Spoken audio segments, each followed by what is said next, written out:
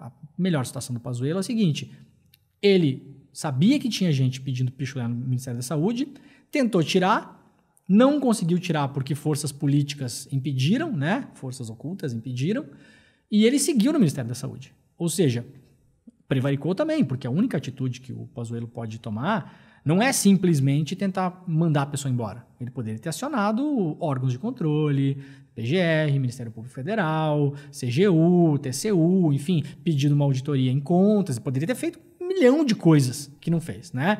Daqui para frente, o caso da VAT, com o que se conhece até agora, não chega no Bolsonaro. Qual que é o grande medo de quem está acompanhando a CPI agora?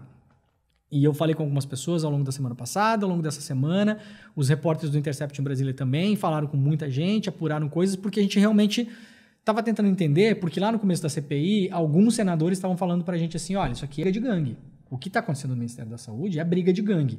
Ah, mas que gangue? Quem está brigando? Ah, não sabemos ainda, não está claro, mas tem uma briga de gangue ali dentro, né? Obviamente, pelo orçamento da compra de vacinas. O que está aparecendo agora, olhando com os elementos que a gente tem, é o seguinte: temos 2 casos na mão, caso Covaxin e caso da VAT AstraZeneca, né? O caso Covaxin é um caso mais complicado de explicar para as pessoas, né? Porque tem uma empresa, um paraíso fiscal, é invoice, sabe? É uma série de coisas, é a quantidade de doses, é dinheiro que vai para um lado para o outro, tem uma empresa brasileira no meio, tem assim, é um caso complexo, né? É um caso de investigação complexo para você traduzir isso para as pessoas. O caso da VAT é um caso simples.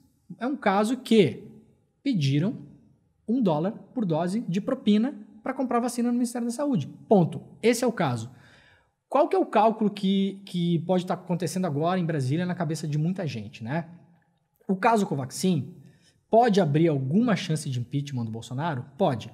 Ela é relevante? Não é relevante. É difícil você pensar em impeachment do Bolsonaro num ano pré-eleitoral, onde senadores e deputados estão fazendo caixa, né? Senadores e deputados, esse ano agora, os caras estão preocupados em aprovar a emenda.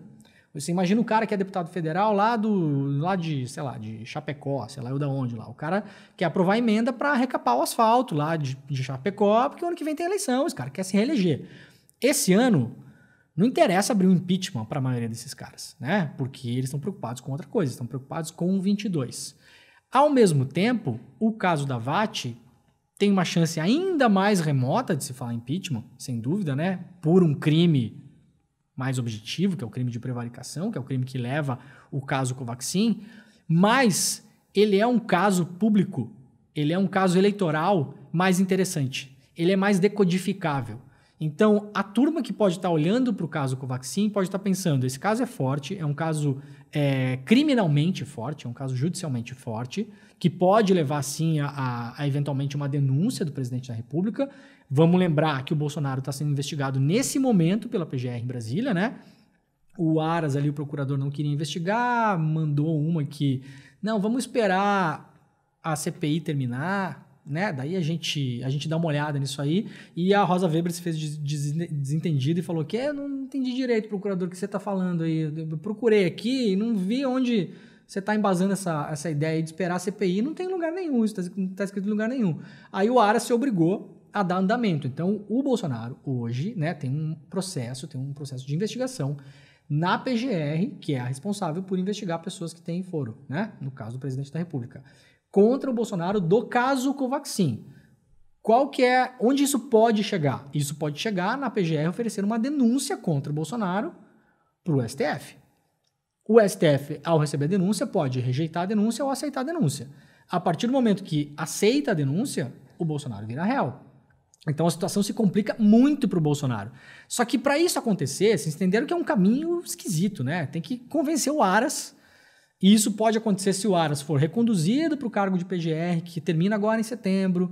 Se o Aras imaginar que no ano que vem o Bolsonaro pode não se eleger, então o Aras fica mais tranquilo, pensa, cara, não preciso mais desse cara. O Bolsonaro já falou que vai mandar para a vaga do STF que está em aberta o André Mendonça e não o Aras, então o Aras já sabe que não rola mais STF, já não adianta mais puxar tanto saco assim, né? Então assim, ó, se o Aras vai se soltando um pouco dessa marra que ele tem com o Bolsonaro, e talvez por outros motivos menos republicanos que a gente até agora não sabe, ele pode tocar essa investigação e oferecer denúncia para o STF. Mas é um rolo difícil de desenrolar. O caso da VAT é um caso simples. Você não pega o Bolsonaro diretamente com o que a gente conhece até agora. Isso vai terminar ali no âmbito operacional do Ministério da Saúde. Eventualmente vai ferrar esse Dias, talvez o Elcio Franco, muito remotamente o Pazuello. Me espantaria se chegasse no Pazuello, sinceramente, né? Eu acho que no meio do caminho, como diz lá na minha terra, o caminhão vai andar e as melancias vão se acomodando ali. Aliás, melancia militar, verde, ficou legal, né? E aí as pessoas, né, chegam em algum tipo de acordo ali, tudo certo. Agora, para a eleição, você estampa na testa do governo Bolsonaro um caso de corrupção muito simples de explicar para as pessoas. Os caras estavam cobrando propina para comprar vacina. E por isso que eles não compraram, por exemplo, as vacinas da Pfizer.